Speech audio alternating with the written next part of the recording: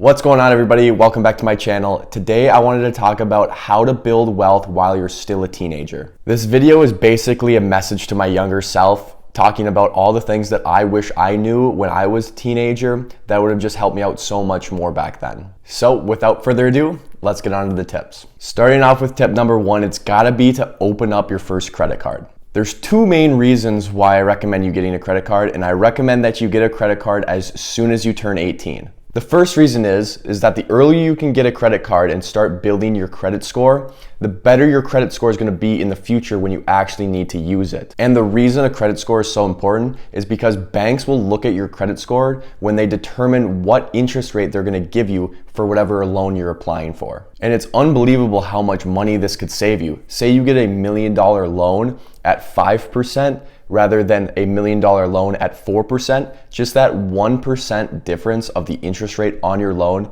equivalents to $10,000 in savings just from getting a slightly better interest rate. And reason number two is a little bit more practical, but learning how to handle and be responsible with debt starting at a young age is gonna build those good habits, and you won't end up like the majority of Americans who are drowning in their debt. So getting a credit card, putting small payments on it every single month and paying it off, building that good habit is just gonna set you so far ahead. Moving on to tip number two, this one's going to be to stay out of bad debt. A good example of bad debt is going to be credit card debt. And now I know you're probably saying, "But Ken, you just told us in the other tip to get a credit card and start building credit score and putting small purchases on your credit card every single month." And yes, I did just say that. And I want to make this very clear to you guys. There is a big difference between using a credit card and having credit card debt. The average API on a credit card nowadays is over 20% per year. And I don't know about you guys, but if someone came to me and was like, "I can guarantee you a chance to make 20% of your money every single year," I would take that in a heartbeat. And that's exactly what these credit card companies are charging people who carry a balance on their credit card. It's ridiculous. This is ridiculous, man. Ridiculous. So don't fall in that trap. If you're gonna use a credit card, you have to pay it off at the end of every single month. If you carry a balance, you're playing yourself. Congratulations, you played yourself. All right, I'm obviously very passionate about credit card debt and not being stupid with your money, which brings me right into the second bad debt, which is student loans. Now, the stats don't lie. America is absolutely drowning in student loan debt. And trust me, I get it. For some professions out there, you need a lot of money to pay for the school that's required for you to get the certain job. If you're a doctor or a lawyer and you need the student loans, by all means, go and take out the student loans to get that degree. However, if you're gonna take out $100,000 to pay for a degree in the fine arts where you're gonna be making $25,000 a year, maybe you wanna think twice about that. What? No, bro, what are you talking about, man? When deciding whether or not you're gonna take out student loans for a specific degree, all you have to do is do the research. What job do you want to obtain from this degree? How much per year does that job make? And is that worth spending the amount of money you're gonna spend on that degree? All I'm saying here is that you have to be wise and make a conscious decision on what degree you're gonna get if you're even gonna go and get a degree. There's a ton of different options rather than going to the classical 4-year bachelor's degree program. You could go to trade schools, you could get an online school, you could just get a certification and maybe use that to get a job, or even a community college. All of these options are totally viable, and don't look down on them just because it's not the thing all the other people are doing. You can be different, and this will help you save so much money. I don't want you guys just to follow everybody else blindly and not actually stop to think about what you're doing and how that's going to impact your future. All right, let's move on to tip number three, which is going to be to start investing as early as you can.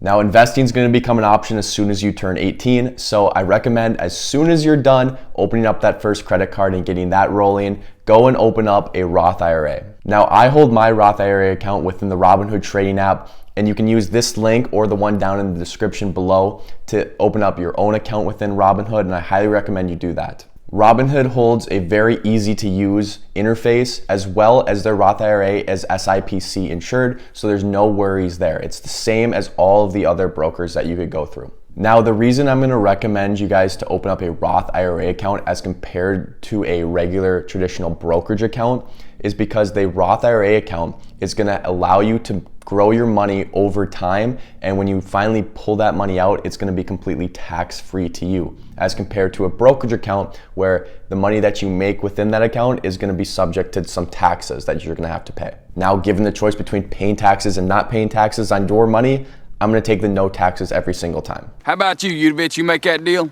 I'd make that deal. I don't blame you. Damn good deal. Also, a Roth IRA is only going to let you contribute up to $7,000 every single year starting in 2024.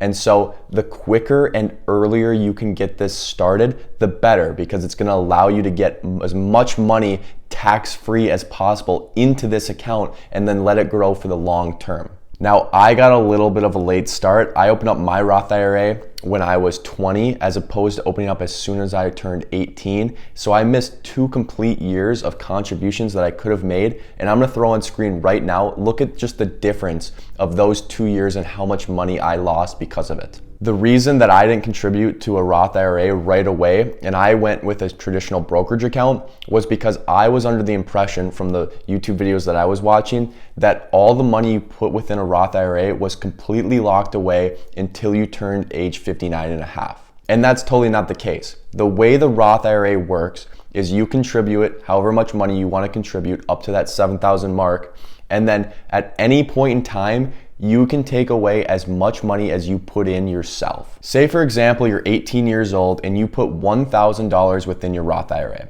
You then completely forget about it and that money now doubles to $2,000 in a couple years. Say you're now 25 years old and now you have $2,000 within your Roth IRA and you only contributed that initial $1,000 of it. Now say that an emergency happened and you're gonna have to withdraw some of that money from that Roth IRA account. You are able to withdraw your initial $1,000 that you put in it in the first place completely penalty and tax-free, because that's your money. So you can just take that out whenever you want. If you want to take out the capital gains that you made on top of your investment, so that second $1,000 that grew from the original, you're going to have to pay ordinary taxes on that money, as well as a 10% penalty fee for taking that money out before you hit age 59 and a half. So don't make the same mistake that I did.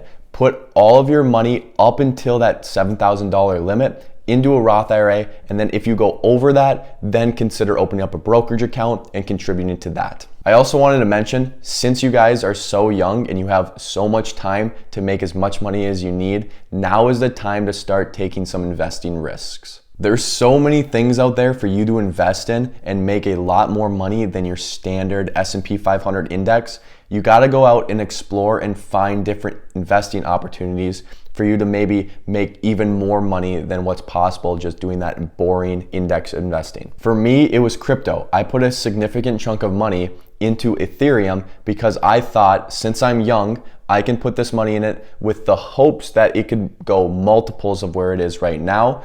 But if for some reason it goes completely to zero, I will not be hurt because I'll still be 19 years old. I'm still gonna have a stable job, nice income coming in. Like, I'm not gonna go bankrupt because I made this risky investment. But if it goes where I think it could go, I could be making a lot of money.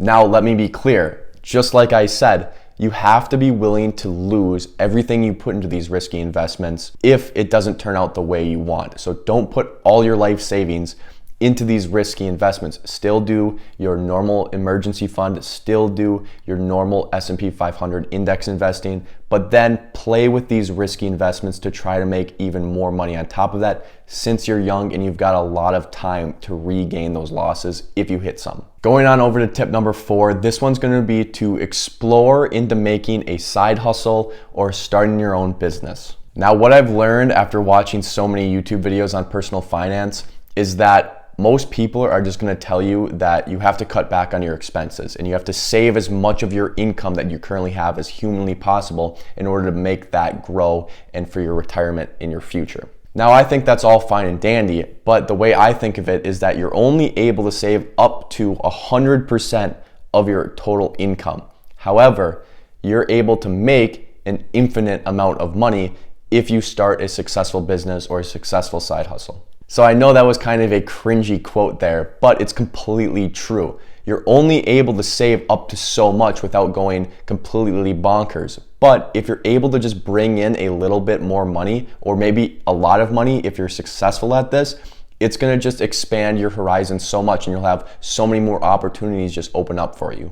And that's what I'm doing right here with this YouTube channel. I'm trying to start something that I can do on the side that might bring me some more income, and I can help you guys out along the way. So if you guys are enjoying this video so far, please do the stuff that's on the screen right here below me. Let's keep on going. Since you guys are still young, you're gonna probably be still in school and not working a full-time job, and you're gonna have so much time to start exploring and diving into different projects that could possibly make you a lot of money in the future. And even if all fails and nothing comes of what you did, something did come from what you did, because at least you tried, at least you gave it a shot, and you learned from those failures, and you'll be able to do something better the next time. And on to tip number 5, and this is gonna be to make sure you have money left over to spend on the things that you enjoy in life. Don't be too stingy when you're young, and go and have some fun with the money that you make when you're young.